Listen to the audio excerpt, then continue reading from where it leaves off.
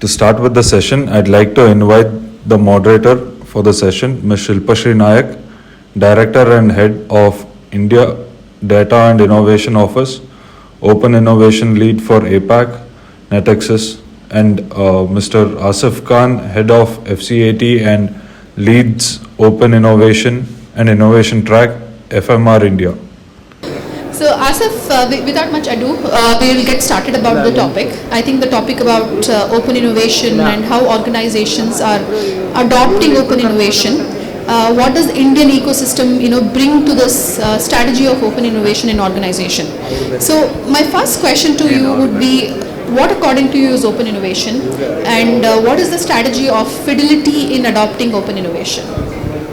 Sure.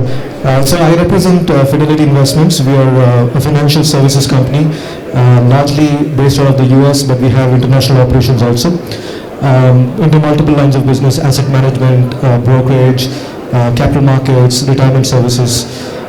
So one of the things that we do at Fidelity is that we have what we call as the ecosystem leads, who are present globally, and working with the startups and innovation centers across the globe. So we have folks in the US, we have one person in Europe, we have one in India, and recently we had added one in China. So these ecosystem leads, their job is to work with track the ecosystem at the region, look for some strong startups that are relevant to Fidelity, strike a conversation, bring them on, engage with them, build a network, and at the same time contribute to their success too, right? So in India, for the last 2 to 3 years, we have increased our investment on the ecosystem connection.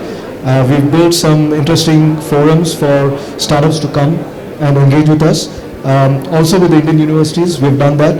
Partnering with NASSCOM, we have some interesting crowdsourcing platforms for solutions, right? So we had some business problems shared to startups through NASSCOM, and we've had solutions presented back which have become commercial experimentation or POC. So a lot's going on with respect to engaging, building a network, and contributing back to the ecosystem. You did mention a lot of ecosystem connect, bringing the startups to co-create with Fidelity, and providing them a platform to sort of bring their solutions to a reality, right? So what are some of the challenges that you have encountered when you have to bring in some of these startups into your network? The first thing that I want to underline is that India is such a thriving fintech ecosystem, right? I mean, we're seeing that. We heard great speakers since the morning. The India Stack, which is a big hit, we shared it with our global leaders, and all the enablers that are helping us out here. Again, and the startups in India, again, they're focusing on specific problems, specific business issues, and trying to solve them to the best possible extent.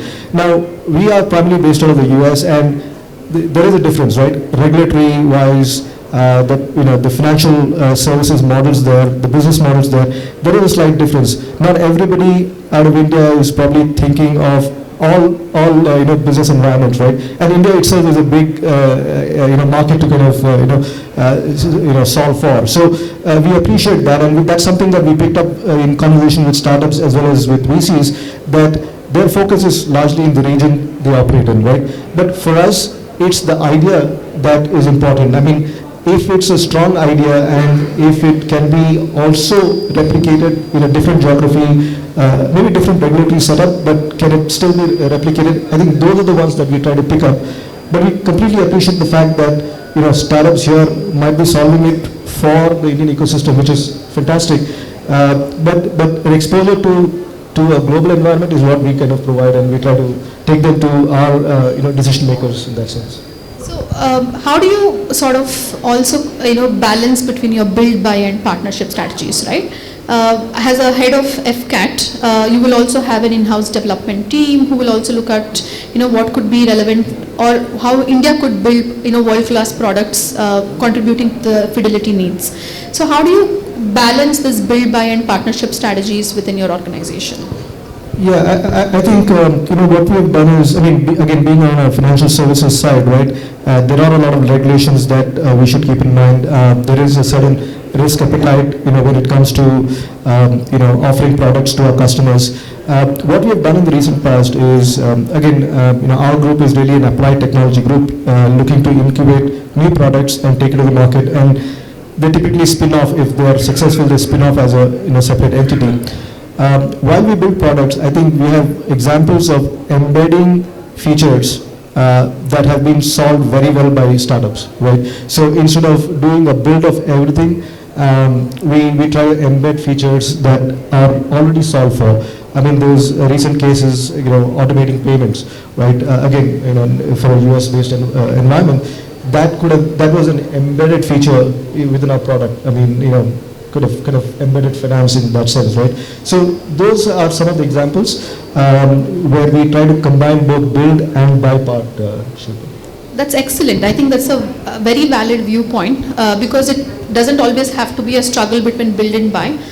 There could also be a balance between build and buy where you pick certain components which already exist and relevant to the Fidelity needs, and then you package it as well with some of your own build components, and then you propose this as a solution from India. So that's an excellent way of engaging with startups as well. So my question to you also would be, does Fidelity invest in startups? Is there an intent to put in some seed money, pick up a stake, acquire, if there is a fitment of some of the startups for Fidelity? Yeah, I mean, Fidelity does that. So we have a VC arm called 8 Roads in Asia, and I'm sure a lot of the startups here would be aware of them. They continuously work in this region, scout for good ideas and good investment opportunities. So we are quite active, not just in Asia, but globally also on investing. So Shilpa, why don't you talk about your open innovation model at NetAccess? Sure. So we are still a new entity in India, and the reason why we are here is also to leverage the startup ecosystem that exists in India, right? So we are actively scouting for startup solutions that could solve some of the challenges that we have on the ground. In India, Hong Kong, Singapore, we do have a business presence in Hong Kong and Singapore as well. So we are closer to the clients in APAC region. So we always are scouting for world-class solutions, and Indian ecosystem definitely seems to be ahead of the curve. When I compare it to some of the ecosystems, it has its own strength, especially when it comes to the fintech bit of it, right? Deep technology and both the fintech technology.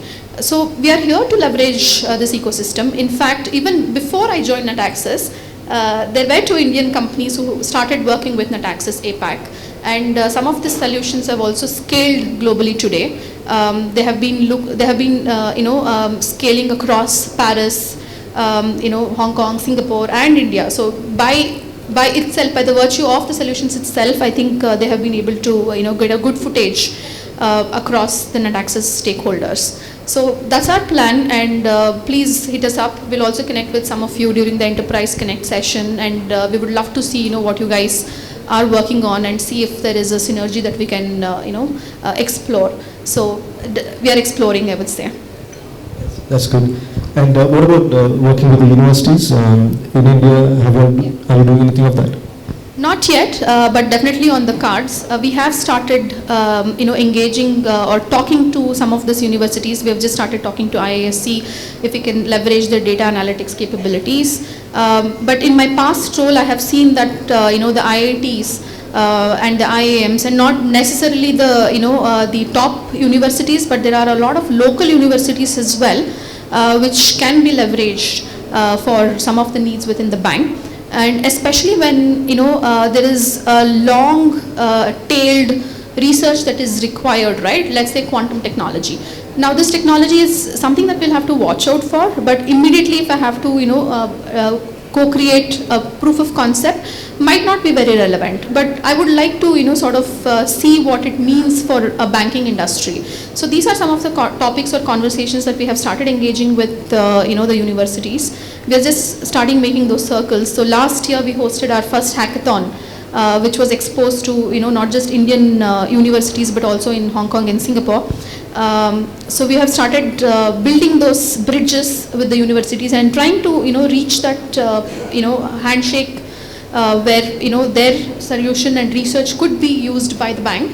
and vice versa, how we can, give back to the universities as well as what is relevant. Sounds good. What also is interesting is there any specific technology that you're looking at in Fidelity when you have to, look at the Indian startup ecosystem, or are you more open to, any technology that is relevant for Fidelity, or what is your mode of approach? Again, as an applied technology group, we are into research on emerging technologies, including quantum computing and AR, VR, AI, etc. Blockchain and crypto has been a big part of our research, and we're seeing a lot of traction on that with respect to customer-facing products, right? Technologies-wise, it's a big breadth. And in India specifically, what we've done is we're working with a couple of universities on research-related projects, right? On privacy by design, security, new age security in that sense, security models. Also, like I said, we work with a couple of universities and with NASSCOM on solving specific business problems and crowdsourcing solutions, right?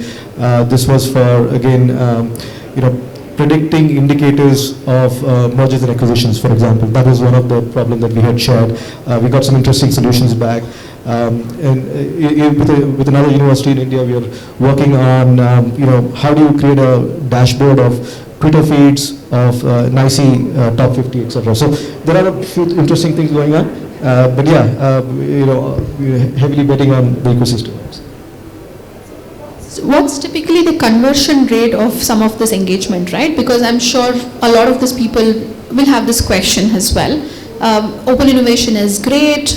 Is there zero conversion after the proof of concept, or is there a good conversion rate? Let's say 15%, 30% broadly. What according to you is a good conversion rate of adoption? Yeah, I mean the conversion rate is not going to be too high, but I think what is important is to be available in the ecosystem, spot those insights, take it back to the decision makers, right? And we've seen some interesting outcomes out of that. We cover India and Asia. Recently, we spoke to a company in Singapore that has now gone all the way to our decision makers, and we are in conversation to see what could we do together. So, but the important thing is to get those insights to the right stakeholders, and what happens from there is a matter of multiple factors. Typically, some interesting engagements come up, and they could go all the way. That's great. So, same question applies for me, because I was just also out loud thinking, there are so many multiple factors which could lead to a success or a failure of co-creation, right? So far, touchwood, we have been very lucky. We have had a good 100% conversion. We might not always been lucky in the second year of operations, but that time the scale was also lower, right? So, like as you rightly mentioned, these are some of the typical challenges, because one is the architecture itself might not adopt the solution that we bring onto the table. Sometimes it also seems like it's a hammer and we're looking for a nail to hit, and need not to be a burning problem within the organization. And the third set of challenges I usually see is, as you rightly mentioned, it's a very good point, is the applicability within the global banking ecosystem. So what typically works for Europe might not work for US. What works for US will not work in the Indian context. So this could also become a topic of conflict. And largely I've also noticed, it's the depth in which some of the solutions are also built. It's great to have horizontal applicability, but after a while you really need to have that laser sharp vertical depth when it comes to a topic. I can give you an example of OCR engines, right? So whenever I'm scouting OCR engines, there are multiple solutions in the market. But what really will matter is the depth in which they have gone and trained their model, because right now it's a technology which has been in action for the last 4 years. So if they are specifically solving an invoice problem, if they're specifically solving a payment problem, if they're specifically solving a sourcing problem, I think that will become interesting, and that will also lead to a better conversion ratio. Would you agree with me on that? I agree. I think more contextualization, more verticalization would be great for immediate applicability. Absolutely. So I'm just looking at the time. Yeah, okay. So I think they had given us 20 minutes. And I hope all of you had great insights out of this conversation, like I did when I chatted with Asif Khan here. And thank you so much. Have a good rest of the day, and see you all during the chai sessions. Thank you.